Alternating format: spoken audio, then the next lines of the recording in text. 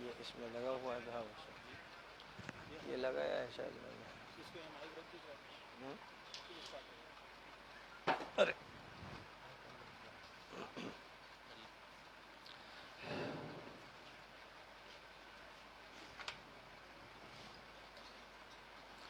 الحمد للہ رب العالمین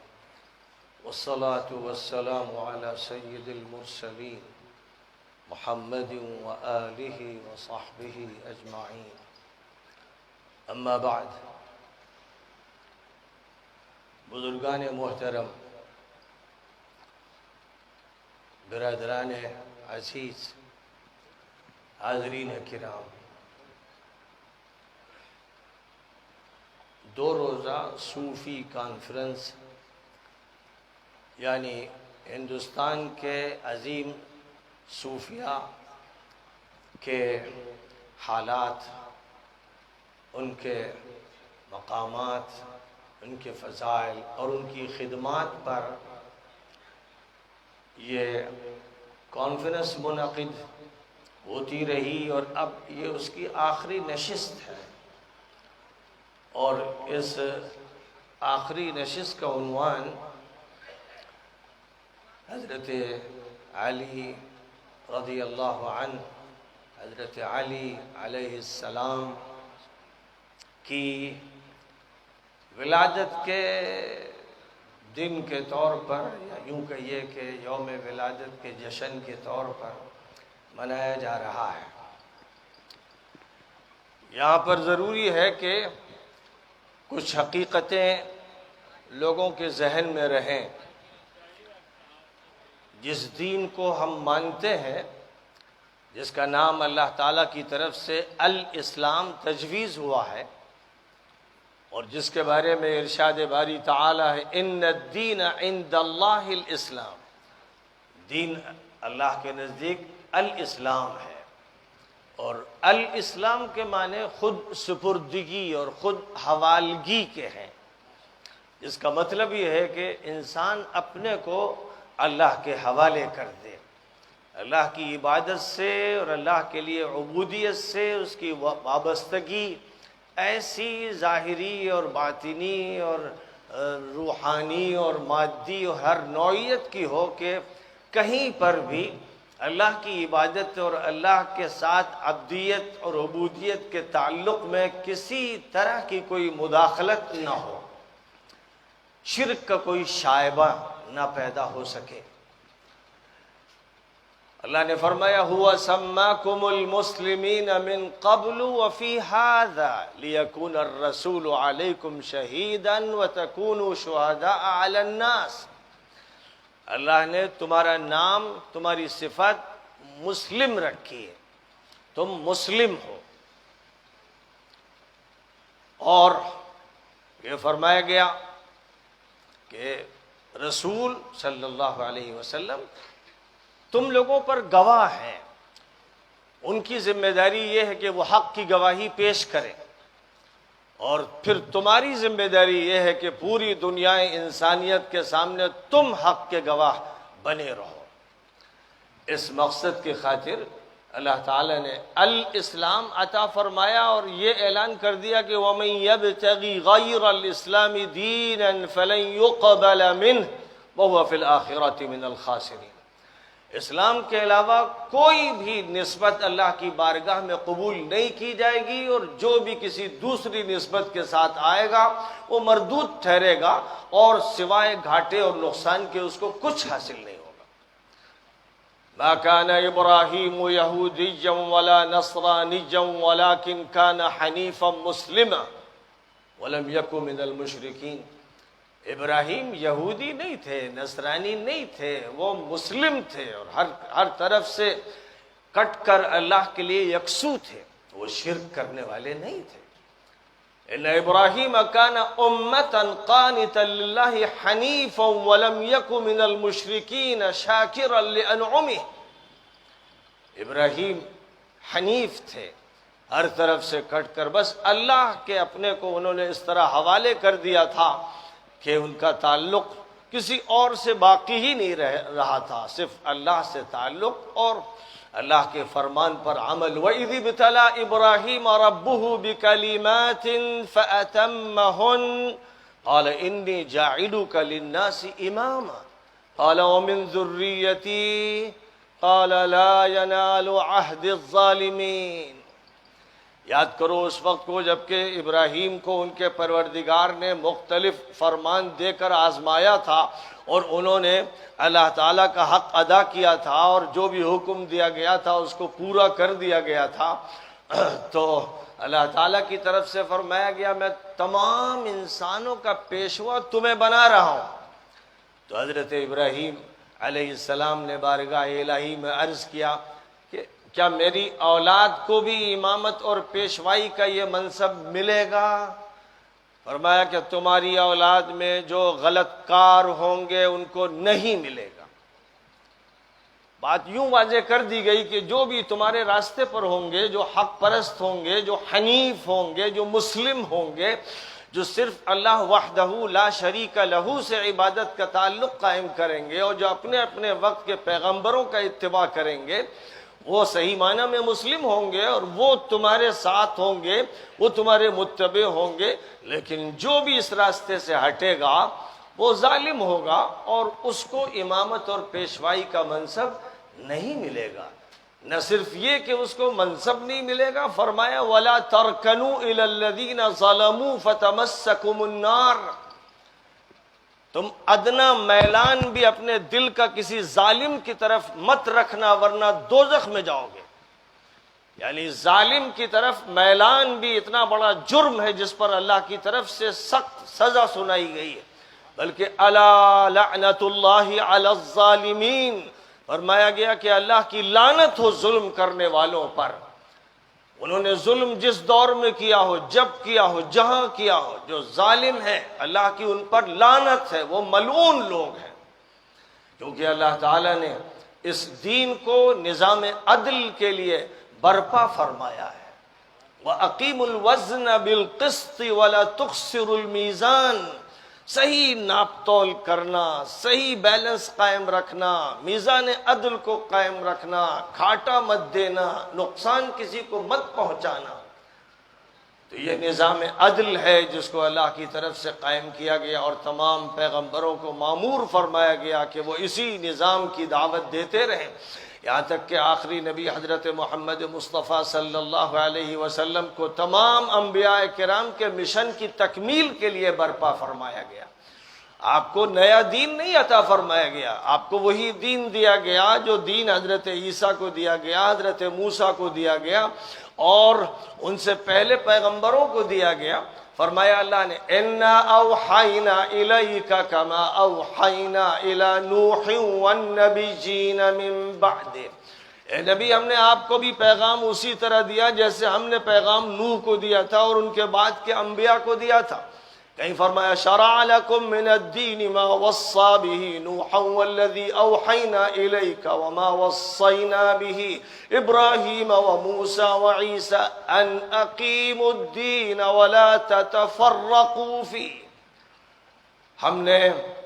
آپ کے لیے وہی قانون جاری کیا ہے، وہی نظام بنایا ہے. آپ سے پہلے جو نظام ابراہیم علیہ السلام کو دیا گیا تھا اور ان کی اولاد کو دیا گیا تھا اور پھر آگے چل کر عیسیٰ اور موسیٰ کو دیا گیا، جو نظام ان کو دیا گیا تھا آپ کو بھی وہی نظام عطا کیا گیا ہے اور اس کا عنوان ہے ان اقیم الدین. سب لوگ مل کر اللہ کے نظام اطاعت کو برپا کرو، اللہ کی عبدیت اور عبادت کے صحیح نظام کو روئے زمین پر قائم کرو، اپنے اوپر کرو، اپنے گھر والوں پر کرو، ماحول پر کرو، پوری انسانیت تک اس دین کو منتقل کرو. یہ ذمہ داری تمہیں دی گئی ہے اور تم کو اب حق کے لیے میزان بنایا گیا ہے، ترازو بنایا گیا ہے. اس کا اعلان سورہ بقرہ میں کرتے ہوئے فرمایا گیا وَكَذَلِكَ جَعَلْنَاكُمْ أُمَّةً وَسَطًا لِتَكُونُوا شُهَدَاءَ عَلَى النَّاسِ وَيَكُونَ الرَّسُولُ عَلَيْكُمْ شَهِيدًا. ہم نے اے مسلمانوں تم کو درمیانی معتدل اور متوازن امت بنایا ہے۔ اب تمہاری ذمہ داری ہے کہ تم تمام انسانوں تک پہنچو اور حق کی میزان پر ہر چیز کو تولو اور حق کی دعوت دو اور ان کے سامنے حق کی گواہی پیش کرو۔ اور پیغمبر کی بعثت ہوئی ہے اس لیے کہ وہ براہ راست تم تک حق کی گواہی منتقل فرما دیں، جس کا نتیجہ یہ ہوا کہ اس امت کی فضیلت طے کر دی گئی اور اس کا مشن طے کر دیا گیا۔ کنتم خیر امت اخرجت للناس تأمرون بالمعروف وتنہون عن المنکر وتؤمنون باللہ، تم بہترین امت قرار دیے گئے ہو، اللہ تعالیٰ نے تمہارا انتخاب فرمایا ہے اور تمہیں پوری انسانیت کے لیے برپا کیا گیا ہے۔ تم کسی قوم، کسی جغرافیے، کسی زبان اور کسی خاص طبقے کے لیے نہیں ہو۔ تمہارا کام یہ ہے کہ دنیا انسانیت کو مخاطب کرو اور اس کے ہر فرد تک پہنچنے کی کوشش کرو۔ اس لیے یہ ذمہ داری تم کو سونپی گئی ہے کہ امر بالمعروف، ہر بھلائی کی تلقین کرو، دعوت دو، پرچار کرو، جہاں حکم دے سکتے ہو حکم دو اور ہر برائی سے روکو، ہر طبقے کو روکو، ہر علاقے کے لوگوں کو برائیوں سے بچانے کی کوشش کرو، کیونکہ جو لوگ یہ کام نہیں کریں گے، ہر چیز میں ساتھ دیں گے اور شیطان کے اغوا کے شکار ہو جائیں گے، حق بولنا بند کر دیں گے، منکر سے منع کرنا بند کر دیں گے اور باطل کے ساتھ خلط ملط ہو جائیں گے، ان کے لیے اللہ کی طرف سے جو اعلان کیا گیا وہ یہ ہے کہ لُعِنَ الَّذِينَ كَفَرُوا مِن بَنِي إِسْرَائِيلَ عَلَى لِسَانِ دَاوُودَ وَعِيسَى ابْنِ مَرْيَمَ ذَلِكَ بِمَا عَصَوْا وَكَانُوا يَعْتَدُونَ كَانُوا لَا يَتَنَاهَوْنَ عَن مُنكَرٍ فَعَلُوهُ لَبِئْسَ مَا كَانُوا يَفْعَلُونَ تَرَى كَثِيرًا مِّنْهُمْ يَتَوَلَّوْنَ الَّذِينَ كَفَرُوا الی آخر الآیت الکریمہ۔ فرمایا گیا وہ ملعون ہیں، وہ عیسائی اور یہودی بنی اسرائیل کے وہ افراد ملعون قرار دیے گئے۔ حضرت داؤد نے ان پر لعنت کی، حضرت عیسیٰ نے ان پر لعنت کی اور ظاہر ہے کہ اللہ نے لعنت کی، پیغمبروں نے کی، فرشتوں نے کی، ان پر لعنت کیوں کی گئی؟ ذَلِكَ بِمَا عَصَوْا، اس لیے کہ انہوں نے نافرمانیاں کی، معصیت کی، گناہ کیا۔ وَكَانُوا يَعْتَدُونَ، اور وہ حد سے آگے بڑھ جاتے تھے، شریعت کے حدود کو ملحوظ نہیں رکھتے تھے، اپنے مفاد کو اور اپنی مصلحت کو پیش نظر رکھتے اور اللہ کے حکم کو بائی پاس کر دیتے۔ كَانُوا لَا يَتَنَاهَوْنَ عَن مُنكَرٍ فَعَلُوهُ، اور جو برائیاں ان کے معاشرے میں ہوتی ان پر روک ٹوک نہیں کرتے تھے، برائی کا ساتھ دیتے تھے اور بہتے چلے جاتے تھے۔ اس وجہ سے کہ اللہ کے دشمن کافر اور منکر لوگوں سے انہوں نے دوستیاں رچائیں، ان سے محبتیں کری، اس لیے اللہ تعالیٰ نے ان کو ملعون قرار دے دیا ہے۔ اور اس امت مسلمہ سے اسی لیے یہ فرما دیا گیا یا ایھا الذین آمنوا لا تتخذوا اليہود والنصارى اولیاء بعضهم اولیاء بعض ومن يتولهم منکم فإنہ منہم، اے ایمان والو یہودیوں نصرانیوں سے دوستیاں مت رچانا، وہ آپس میں ایک دوسرے کے چٹے بٹے ہیں، جو بھی ان سے دوستیاں رچائے گا اور ان سے تعلق کی بنیاد پر حق کو دبائے گا وہ انہی میں شمار کیا جائے گا۔ پیدا ہوا مسلم گھرانے میں، نام اس کا مسلم ہے، لیکن اصلاً وہ یہودی الفطرت و طبیعت بن چکا ہے، وہ مسیحی بن چکا ہے۔ اور مزید یہ اعلان کر دیا گیا تاکہ مسلمان متنبہ ہو جائیں کہ لا تجدن اشد الناس عداوۃ للذین آمنوا اليہود والذین اشرکوا، آپ دیکھیں گے اے نبی، آپ دیکھیں گے کہ سب سے زیادہ اسلام کے دشمن، نبی اسلام کے دشمن وہ ہیں جو یہودی ہیں اور وہ جو شرک کرنے والے ہیں، یہ دونوں سب سے زیادہ سخت دشمن ہیں۔ اور ان عیسائیوں کے بارے میں کہ جن کے دل نرم تھے، تعریف کے الفاظ اس وقت استعمال فرمائے گئے اور تاریخ نے جو واقعات محفوظ رکھے ان سے یہ بات ہمارے سامنے آئی۔ ہمیں ان بنیادوں پر اپنے اس دین برحق کو سمجھنا ہے اور نبی اکرم صلی اللہ علیہ وسلم نے اللہ تعالیٰ ہی کے کلمات کی بنیاد پر یہ بات ارشاد فرمائی۔ اس دنیا سے رخصت ہونے سے پہلے آپ نے ارشاد فرمایا ترکت فیکم امرین لن تضلوا ما تمسکتم بہما کتاب اللہ و سنتی۔ اے لوگو، دو چیزیں تمہارے درمیان میں چھوڑ کر جا رہا ہوں، اگر تم ان کو مضبوطی سے تھامے رہے تو ہرگز گمراہ نہیں ہوگے۔ ایک اللہ کی کتاب اور ایک میرا طریقہ کار، میری سنت،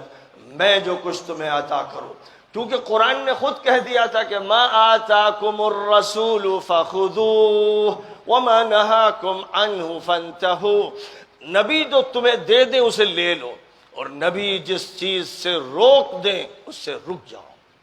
یا ایھا الذین آمنوا اطیعوا اللہ واطیعوا الرسول واولی الامر منکم۔ اے ایمان والو، اللہ کی اطاعت کرو اور پیغمبر کی اطاعت کرو، اور جو تمہارے ذمہ دار ہوں، تمہاری دین کے ذمہ دار ہوں، خلافت راشدہ کے ذمہ دار ہوں، ان کا اتباع کرو۔ فَإِن تَنَازَعْتُمْ فِي شَيْءٍ فَرُدُّوهُ إِلَى اللَّهِ وَالرَّسُولِ إِن كُنتُمْ آمَنْتُمْ بِاللَّهِ وَالْيَوْمِ الْآخِرِ۔ اور اگر تمہارا کسی امیر سے، گورنر سے، حاکم سے، ذمہ دار سے جھگڑا ہو تو تمہاری ذمہ داری پھر پلٹ کر یہ ہے کہ اللہ و رسول کو مرجع بناؤ، ان کی طرف رجوع کرو۔ اور ظاہر ہے کہ اللہ کی طرف رجوع کا مطلب یہ ہے کہ اللہ کی کتاب محکم کی طرف رجوع کیا جائے، جس کو اللہ نے دستور بنایا ہے، قانون بنایا ہے، اور جس کے اتباع کو فرض قرار دیا ہے۔ اور رسول اللہ صلی اللہ علیہ وسلم کو قرآن پاک کا مفسر بنایا ہے، شارح بنایا ہے۔ ذمہ داری آپ پر ڈالی گئی کہ قرآن کی شرح آپ فرمائیں، امت کو بتائیں کہ اقیم الصلاۃ کا مطلب کیا ہے، آتوا الزکوٰۃ کا مطلب کیا ہے، حج کی فرضیت اور صوم کی فرضیت کا مطلب کیا ہے، اخلاق کا مطلب کیا ہے۔ یہ نبی پاک علیہ الصلاۃ والسلام پر ذمہ داری ڈالی گئی کہ قرآن پاک کے ان مجمل مضامین کو آپ امت کے سامنے بڑی وضاحت کے ساتھ ذکر فرما دیں تاکہ کوئی ابہام باقی نہ رہ جائے۔ فرمایا وَأَنزَلْنَا إِلَيْكَ الذِّكْرَ لِتُبَيِّنَ لِلنَّاسِ مَا نُزِّلَ إِلَيْهِمْ وَلَعَلَّهُمْ يَتَفَكَّرُونَ۔ ہم نے یہ نصیحت نامہ آپ کو اس لیے عطا کیا ہے کہ آپ لوگوں کے سامنے وضاحت سے بیان فرما دیں کہ اللہ نے کیا نازل فرمایا اور اللہ کا منشا کیا ہے، تاکہ لوگ غور و فکر کریں اور آپ کی حدیثوں کی بنیاد پر اللہ کی کتاب کو سمجھیں۔ یہیں سے یہ بات واضح ہو گئی کہ کتاب اللہ اور سنت رسول اللہ اصل میزان ہے۔ اگر کتاب اللہ اور سنت رسول اللہ سے صحابی ہٹے گا تو اس کی بات نہیں مانی جائے گی، تابعی ہٹے گا تو بات نہیں مانی جائے گی، تبع تابعی ہٹے گا تو بات نہیں مانی جائے گی، امام مجتہد ہٹے گا تو بات اس کی نہیں مانی جائے گی، محدث ہٹے گا تو اس کی بات نہیں مانی جائے گی۔ کیونکہ قرآن کا یہ کہنا ہے کہ اللہ کی کتاب اور رسول اللہ صلی اللہ علیہ وسلم کی بات، یہ دو حجتیں ہیں، یہ دو معیار ہیں جو اس امت کو عطا کر دیے گئے ہیں۔ اس لیے آپس میں جب اختلاف صحابہ میں ہوتا تھا تو رجوع اسی کی طرف کیا جاتا تھا کہ حضور نے کیا فرمایا ہے، بات کسی صحابی نے صحیح سمجھی کہ نہیں سمجھی ہے، ترجمانی صحیح ہو رہی ہے کہ نہیں ہو رہی ہے۔ کبھی ایسا ہوتا کہ حضور کے بارے میں کوئی بات کہنے والا کہتا اور اس کی تردید ہوتی۔ عبداللہ ابن عمر رضی اللہ تعالیٰ عنہما حضرت عائشہ صدیقہ رضی اللہ تعالیٰ عنہ کے مکان کی دیوار سے ٹیک لگائے بیٹھے تھے، کچھ طلبہ بیٹھے تھے سوالات کر رہے تھے۔ حضور صلی اللہ علیہ وسلم کی عمروں کے بارے میں سوال ہوا کہ آپ نے کتنے عمرے فرمائے اور کب فرمائے، تو انہوں نے کہا کہ حضور نے 4 عمرے فرمائے اور 1 عمرہ رجب میں فرمایا۔ عائشہ صدیقہ رضی اللہ تعالیٰ عنہ پیچھے ہی موجود تھی، انہوں نے فوراً آواز بلند کی اور انکار کیا کہ ابن عمر غلط کہہ رہے ہیں، ان سے بھول ہو رہی ہے، حضور نے کوئی عمرہ رجب میں نہیں کیا۔ یہ ان کو صفائی پیش کرنی پڑی تاکہ ابن عمر کی رائے کو صحیح نہ سمجھ لیا جائے یا ان سے بھول ہو رہی۔ ابو ہریرہ رضی اللہ تعالیٰ عنہ نے ایک موقع پر یہ بات کہہ دی کہ حضور صلی اللہ علیہ وسلم نے فرمایا توضؤوا مما مست النار، جو چیز بھی آگ پر پکائی جائے اس کا استعمال کرو تو پھر وضو کرو۔ تو عبداللہ ابن عباس رضی اللہ تعالی عنہما کہنے لگے، جو اس امت کے بڑے فقیہ و مجتہد تھے، کہ آپ کیا بات کہہ رہے ہیں؟ حضور نے بالکل یہ نہیں فرمایا، اور یہ مراد ہی نہیں ہے کہ وضو کیا جائے۔ تو اگر گرم پانی سردی میں ہم استعمال کریں وضو کے لیے تو پھر وضو کریں، پھر کیا کریں؟ یعنی جب آگ پر پکانے سے کوئی چیز ایسی ہو جاتی ہے تو اس کا مطلب کہ ہم اگر گرم تیل استعمال کریں، سر میں مالش کریں، جاڑے میں کریں یا کسی موقع پر کریں، تو پھر کیا وضو واجب ہو جائے گا؟ تو ابو ہریرہ بڑے ناراض ہوئے کہ میں حضور کی بات سنا رہا ہوں اور آپ یہ مثالیں دے رہے ہیں۔ تو ظاہر ہے کہ حضرت ابن عباس نے ابو ہریرہ کی بات نہیں مانی، کہ یہ خود سمجھے نہیں، اور حضور صلی اللہ علیہ وسلم نے یہ حدیث جو ارشاد فرمائی تھی توضؤوا مما مست النار، اس سے مراد وضو نہیں ہے، بلکہ لغوی طور پر وضو کے معنی ہاتھ صاف کرنے کے، منہ صاف کرنے کے بھی ہوتے ہیں، بلکہ حضور صلی اللہ علیہ وسلم نے بعض موقعوں پر کھانا استعمال فرمایا، پھر اس کے بعد ہاتھ دھو لیا اور چہرہ دھو لیا، کلی کر لی، اور فرمایا ھذا الوضوء مما مست النار، آگ پر پکی ہوئی چیز کو کھانے کے بعد یہ وضو ہے، یعنی منہ کا دھو لینا، ہاتھ کا دھو لینا، یہ مراد ہے۔ اور وہ بھی اس وقت جب کہ ہاتھ میں سالن وغیرہ ایسا لگ جائے کہ جس کو دھونا ہی پڑے، ورنہ اگر ہلکا پھلکا ہو تو جیسے ہم آج ٹیشو پیپر کا استعمال کر لیتے ہیں، اس زمانے میں مثلا ٹاٹ بچھا ہوا ہے، اس پر ہاتھ رگڑ لیا تو اب ضرورت اس کی نہیں پڑی کہ ہاتھ دھوئے جائیں۔ ایسے کتنے مواقع ہیں کہ بات کچھ کہی گئی اور اس کے بعد اس کا جواب سامنے آیا، کیونکہ رجوع جو کرنا تھا وہ رسول اللہ صلی اللہ علیہ وسلم کی طرف کرنا تھا، اور اسی کا یہ نتیجہ ہے کہ امام ابو حنیفہ، امام مالک، امام شافعی، امام احمد اور دیگر ائمہ فقہا کا یہ قول صراحتاً نقل کیا گیا، ان کی سوانح میں نقل کیا گیا، فقہ کی تاریخ میں نقل کیا گیا، کہ ان حضرات نے فرمایا کہ اگر میرا کوئی قول یا میرا کوئی فتویٰ حضور صلی اللہ علیہ وسلم کی حدیث کے خلاف ہو تو میرے قول کو دیوار پر پٹخ کر مار دینا۔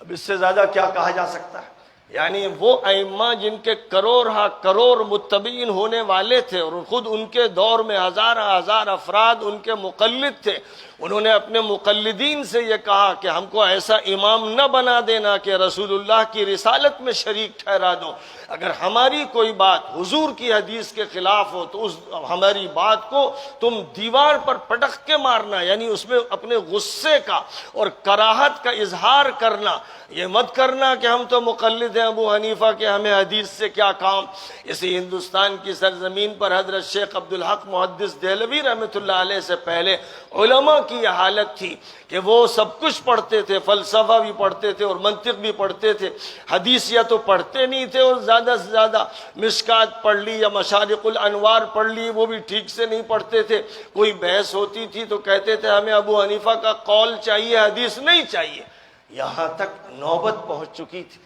جس کا ازالہ حضرت شیخ عبدالحق محدث دہلوی کی کوششوں سے ہوا، اور گجرات میں حضرت شیخ محمد طاہر پٹنی رحمۃ اللہ علیہ کی کوششوں سے، اور سب سے زیادہ حضرت شاہ ولی اللہ دہلوی رحمۃ اللہ علیہ کی کوششوں سے اس ملک کے اندر کتب ستہ کے درس کا وہ سلسلہ شروع ہوا کہ ہر مدرسے میں کتب حدیث کی بہار آ گئی۔ تو یہ بنیادیں یاد رکھنا چاہیے۔ یہ اس لیے میں نے ذکر کر دی کہ بہت سی چیزیں ایسی ہیں جو رسمی ہیں، رسمی روایتی، وہ ہمارے مدرسوں میں بھی ہیں، وہ ہماری خانقاہوں میں بھی ہیں، وہ ہماری مجلسوں میں بھی ہیں، وہ ہماری شادیوں میں بھی ہیں، وہ ہماری غمیوں میں بھی ہیں۔ جو چیز رسمی اور روایتی ہے وہ حجت نہیں، یہ ضروری نہیں کہ وہ حرام ہو، اس لیے کہ شریعت نے جو نظام بنایا ہے اس میں فرض ہے، واجب ہے، سنت مؤکدہ ہے، سنت غیر مؤکدہ ہے، نفل ہے، مباح ہے، مکروہ تنزیہی ہے، مکروہ تحریمی ہے، حرام قطعی ہے۔ یہ ایک پورا ایک ڈھانچہ ہے قانون کا، اور اسی دائرے میں ہر چیز کو چیک کیا جائے گا۔ آپ کا بیٹھنا، آپ کا اٹھنا، آپ کا سونا، آپ کا جاگنا، آپ کی غمی، آپ کی خوشی، آپ کی ملاقات، آپ کی تقریبات، آپ کی خانقاہ، آپ کا مدرسہ، ہر چیز کو اسی پر چیک کیا جائے گا کہ یہ سنت رسول کے مطابق ہے یا نہیں، اور یہ کس دائرے میں، کیا فرض ہے، کیا واجب ہے، کیا سنت ہے، کیا مستحب ہے، کیا مباح ہے، کیا حکم شرعی اس کا ہوگا، اس کو متعین کرنا ضروری ہوتا ہے۔ یہ جو ہمارے یہاں رواج ہے برتھ ڈے منانے کا، اصلاً یہ رواج اسلامی نہیں، یہ کرسچینٹی سے آیا ہے، جیوزم سے آیا ہے، اور یہ ان کے ہاں بہت پرانا ہے۔ حضرت عیسیٰ مسیح علیہ السلام کے یوم ولادت کو منایا جاتا رہا، اسی طرح یہودی حضرت موسیٰ کے دن مناتے رہے، لیکن کہیں پر بھی قرآن پاک میں، حدیث نبوی میں اس کا کوئی ذکر ہی نہیں ہے کہ حضور اکرم صلی اللہ علیہ وسلم نے یہ ہدایت امت کو فرمائی ہو کہ وہ حضور کا دن منائیں، اور صحابہ میں سے کسی نے یہ کہا ہو یا کیا ہو کہ حضور کا دن یوم ولادت منایا ہو۔ کہیں پر بھی کسی تابعی اور ائمہ اربعہ اور ان کے علاوہ حضرات میں سے کسی کا قول اور عمل نہیں ہے کہ انہوں نے نبی پاک علیہ السلام کا برتھ ڈے منایا ہو، یعنی اس کا ثبوت نہیں ہے۔ ظاہر ہے کہ ان سے زیادہ حضور کا کون فدائی تھا، کون شیدائی تھا، کون محب صادق تھا، تو ان کو نبی پاک علیہ السلام نے ایک مقام دیا ہے کہ خیر القرون قرنی ثم الذین یلونہم ثم الذین یلونہم، ہمیں اسے بھی سامنے رکھنا ہے، اور جو مقام آپ نے عشرہ مبشرہ کو دیا ہے، اور جو مقام آپ نے خلفائے راشدین کو دیا ہے، اور جو مقام آپ نے اہل بیت کو دیا ہے، علی ابن ابی طالب کو دیا ہے، حضرات حسنین کو دیا ہے، سیدہ فاطمۃ الزہرا کو دیا ہے، یہ جو مقامات دیے ہیں، ان مقامات سے واقف ہونا، امت کو واقف کرانا اور ان مقامات کی طرف لوگوں کو لے کر آنا، یہ ایک ایسا فریضہ ہے کہ جس کے بغیر کتاب و سنت کی مکمل تشریح نہیں ہو سکتی، جس کے بغیر نظام اسلامی کو صحیح طور پر سمجھا نہیں جا سکتا۔ تو ایک مسئلہ یہ ہے کہ ہمیں قرآن بھی بتانا ہے، حدیث بتانی ہے، اس کے لیے دن کی کوئی قید نہیں ہے، وقت کی کوئی قید نہیں ہے، ہم اپنی مناسبت سے جو چاہیں دن مقرر کر لیں، اس کی ہمیں اجازت ہے۔ ہم اپنے اوپر شرعی طور پر کوئی دن 12 ربیع الاول کا یا 9 ربیع الاول کا، کیونکہ محققین کی رائے یہ ہے، جن میں علامہ شبلی بھی ہیں، مصر کے محمود فلکی بھی ہیں، اور بہت سے حضرات ہیں، یہ ترجیح ہے کہ 9 ربیع الاول کو نبی اکرم صلی اللہ علیہ وسلم کی ولادت ہوئی۔ جو شہرت ہے 12 ربیع الاول کی، وہ تاریخی اعتبار سے صحیح نہیں ہے، اور عجیب بات ہے کہ پوری امت میں جو لفظ بولا جاتا ہے وہ 12 وفات لفظ یہ بولتے ہیں اور پیدائش کی خوشیاں مناتے ہیں۔ تو لا علمی کے عجیب عجیب تماشے ہیں جو ہمارے یہاں ہوتے رہے۔ بہرحال ایک تو نبی پاک علیہ السلام کے لیے بھی ہمیں کیا یاد رکھنا ہے، اس کے لیے جو ہمارے پاس نظیر ہے کہ جب نبی صلی اللہ علیہ وسلم ہجرت کر کے مدینہ منورہ تشریف لائے تو آپ نے دیکھا کہ نوروز اور مہرجان کے نام سے 2 جشن منائے جاتے ہیں۔ نبی اکرم صلی اللہ علیہ وسلم نے یہ فرمایا کہ اب اللہ نے ان جشنوں کو منسوخ کر دیا اور تم کو عید الفطر اور عید الاضحیٰ کے تہوار عطا فرمائے، اور پھر ان کی جو تفصیلات ہیں وہ معلوم۔ آپ نے یہ دیکھا کہ 10 محرم کو یہودی بہت اہتمام سے روزہ رکھتے ہیں، تو آپ نے اپنے اصحاب سے یہ فرمایا کہ ان سے معلوم کرو کہ وہ روزہ 10 محرم کو کیوں رکھتے ہیں، کیونکہ حضور صلی اللہ علیہ وسلم مکہ مکرمہ میں اہتمام سے 10 محرم کا روزہ رکھتے تھے، لیکن یہ نہیں جانتے تھے کہ اس کا پس منظر یہودیوں کے ہاں کیا ہے۔ اب مدینہ منورہ جب تشریف لائے تو آپ نے یہودیوں سے معلوم کروایا، تو انہوں نے یہ کہا کہ ہم لوگ حضرت موسیٰ کی اور ان کی قوم کی فرعون سے نجات کے دن کا جشن مناتے ہیں، کہ اللہ تعالیٰ نے فرعون کے چنگل سے آزادی عطا فرمائی بنی اسرائیل کو، اور خاص طور پر حضرت موسیٰ علیہ السلام کو، تو اس پر حضرت رسول اکرم صلی اللہ علیہ وسلم نے فرمایا نحن احق بموسیٰ منکم، ہم تم سے زیادہ موسیٰ کے حقدار ہیں۔ لہذا آپ نے اپنے صحابہ کو مزید تاکید کی کہ تم لوگ 10 محرم کا روزہ رکھا کرو۔ لہذا ایک تو معمول جو مکہ مکرمہ سے چلا آ رہا تھا وہ تھا ہی، اور مدینہ منورہ میں ایک نیا پس منظر سامنے آیا اور آپ نے اس پس منظر کو قبول فرمایا اور اس پر خوشی کا اظہار فرمایا۔ تو اس سے یہ بات معلوم ہوئی کہ جو قوموں میں انقلاب کے واقعات ہیں، جن واقعات کے ذریعے کسی امت کی تشکیل ہوئی ہے، جن واقعات نے قوموں کی قسمتیں تبدیل کر دی ہیں، اور جن واقعات میں حق کا عروج سامنے آیا ہے، اور جن واقعات میں باطل کا زوال ہوا، وہ ایسے واقعات ہیں کہ ان کو یاد رکھنا چاہیے۔ یا اللہ کی بندگی اور ابدیت کے بعض تاریخی ایسے واقعات ہیں کہ ان کی یاد کو ابدیت کے لیے تازہ رکھنا چاہیے، جیسے حضرت ابراہیم علیہ السلام کا جو عمل رہا ہے، حضرت ہاجرہ کا جو عمل رہا، حضرت اسماعیل کا جو عمل رہا، وہ اللہ کو اتنا پسند آیا کہ جعلہا کلمۃ باقیۃ فی عقبہ، اللہ تعالیٰ نے ان کو پھر سنت کی حیثیت دے دی، اس دین میں داخل کر دیا گیا کہ ہاجرہ کی طرح سعی کرنی ہے، اور اسماعیل نے قربانی پیش کی اور حضرت ابراہیم نے اپنے جگر گوشے کی قربانی کا فیصلہ کیا، تو اب اس قربانی کا متبادل تم کو دیا جا رہا ہے۔ تم سے یہ نہیں کہا جا رہا ہے کہ بیٹوں کو ذبح کر دو، لیکن اسی بیٹے کے ذبح کرنے کی اس تاریخ کی یاد میں تم کو قربانی کرنی ہے۔ تو یہ وہ تاریخیں ہیں جن کو محفوظ کرنا چاہیے۔ اور حضرت عمر ابن الخطاب رضی اللہ تعالیٰ عنہ بڑے حکیم تھے، دانا و فرزانہ تھے، کہ جب مسئلہ آیا کہ ہم اپنی تاریخ کب سے شروع کریں، تو انہوں نے کہا کہ سب سے بہتر ہے کہ ہجرت کو ہم بنیاد بنائیں، اور ہجرت کو بنیاد بنایا گیا، جس کے نتیجے میں آج ہم ہجرت کے ذریعے سے اپنا سال طے کرتے ہیں اور اپنے مہینوں کے بارے میں سمجھتے ہیں۔ لہذا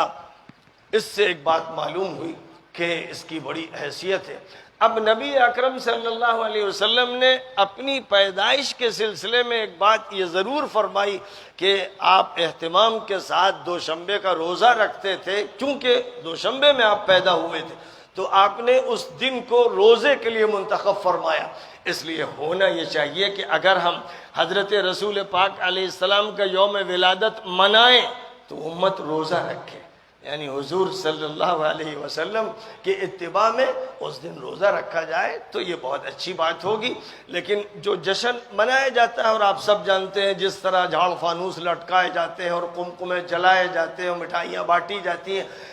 جو اس طرح کا اظہار ہوتا ہے، یہ اظہار صحابہ نے نہیں کیا، تابعین نے نہیں کیا، امت کے جو بڑے بڑے علماء ہیں اور صوفیاء ہیں، حضرت خواجہ معین الدین چشتی نے نہیں کیا، حضرت نظام الدین اولیاء نے نہیں کیا۔ اس لیے ہمیں ان باتوں کو ملحوظ رکھنا ہے۔ تو اب اسی طرح حضرت علی کا ڈے، حضرت ابو بکر کا ڈے، حضرت عمر کا ڈے اور حضرت عثمان کا، اور پھر اس کے بعد عشرہ مبشرہ میں جو باقی رہ گئے سب کا برتھ ڈے، اور پھر اہل بیت میں جو بھی سلسلہ چلا آ رہا ہے حضرت حسن عسکری تک اور ان کے بعد تک جتنے بھی ہیں، اور ان کے سلسلے کے بڑے بڑے اولیاء ہیں، بلکہ کہنا چاہیے کہ سلاسل طریقت سب کے سب حسینی ہے اور حسنی ہے،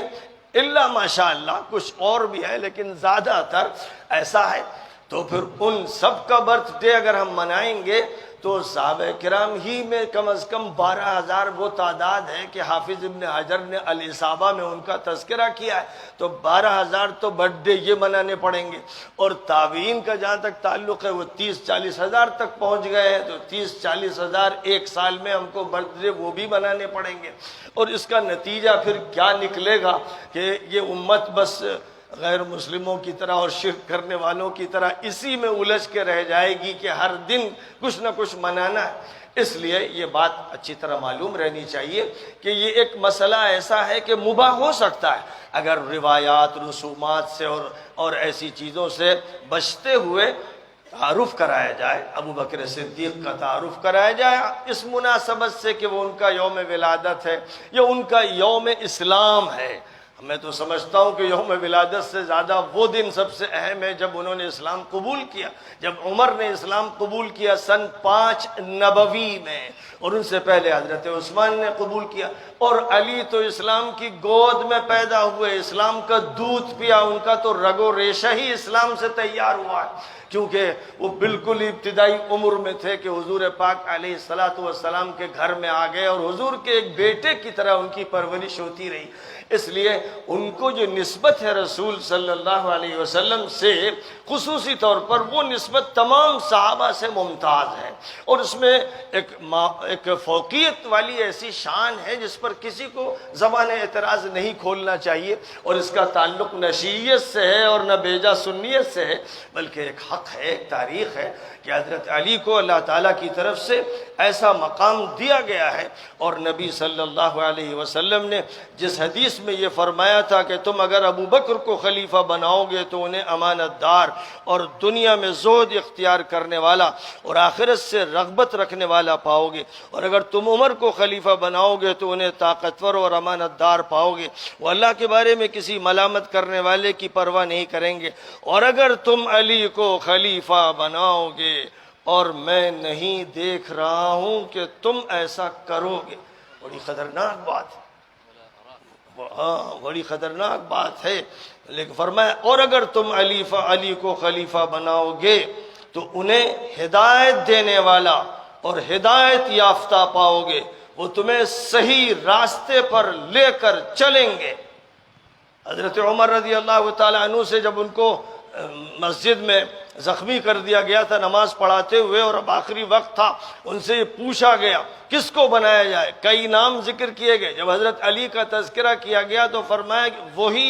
وہی ہیں، اور صرف وہی ہیں جو صحیح راستے پر لے کر چل سکتے ہیں۔ تو ان سے حضرت ابن عباس نے کہا کہ پھر کیوں نہیں فیصلہ کر دیتے؟ کہنے لگے اب میں اس کی ذمہ داری نہیں لینا چاہتا کہ میں خود طے کر دوں، میں ایک کمیٹی بنا دے رہا ہوں 6 افراد کی، جس میں علی بھی ہوں گے، عثمان بھی ہوں گے، اور دیگر حضرات کو بھی شامل کیا گیا کہ اب یہ فیصلہ کریں۔ میں نے اپنے اوپر یہ ذمہ داری لینا مناسب نہیں سمجھا، جو بھی ان کی حکمت ہو، بہرحال وہ اپنی زبان سے یہ بات صاف کہہ چکے ہیں کہ علی ہی ہے جو صحیح راستے پر تم کو لے چلیں گے۔ تو بہرحال اللہ تعالیٰ نے ایک بات طے کی تھی، اور نبی اکرم صلی اللہ علیہ وسلم نے ذی الحجہ کی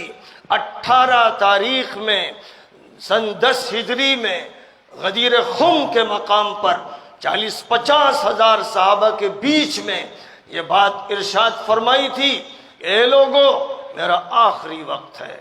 اللہ کا بلاوا آیا چاہتا ہے، میں تمہیں اپنے اہل بیت کے بارے میں ذمہ داری یاد دلاتا ہوں، میں تمہیں اپنے اہل بیت کے بارے میں اللہ کا خوف دلاتا ہوں، اے لوگوں میں تمہیں اپنے اہل بیت، اپنے گھر کے افراد کے بارے میں اللہ تعالیٰ کے تقوی کی دعوت دیتا ہوں۔ 4 مرتبہ فرمایا اذکرکم اللہ فی اہل بیتی، اذکرکم اللہ فی اہل بیتی۔ علی کو اپنے قریب بٹھایا اور اس کے بعد ان سے کہا کہ کھڑے ہو، اور ہاتھ حضرت علی کا اپنے ہاتھ میں لے کر فرمایا من کنت مولا فعلی مولا، میں جس کا ولی ہوں علی اس کے ولی ہیں۔ اور حضرت عمر ابن الخطاب رضی اللہ تعالی عنہ نے اس کے بعد حضرت علی سے ملاقات کی تو فرمایا اصبحت انت ولی المسلمین من هذا اليوم، اب آپ مسلمانوں کے ولی ہو گئے ہیں، حضور نے یہ اعلان فرما دیا۔ دوسری بات جو آپ نے فرمائی جو نہایت اہم ہے، اور افسوس یہ ہے کہ اہل سنت میں جو ناصبی گھس گئے ہیں، وہ لوگ جو علم اور مشیخت کی بات کرتے ہیں، جنہوں نے بڑے بڑے امامے بھی سر پر ڈال رکھے ہیں، لیکن وہ اس حدیث کا انکار کرتے ہیں جو متواتر ہے، جس میں فرمایا تھا حضور اکرم صلی اللہ علیہ وسلم نے ترکت فیکم ثقلین لن تضلوا ما تمسکتم بہما کتاب اللہ وعطرتی اہل بیتی۔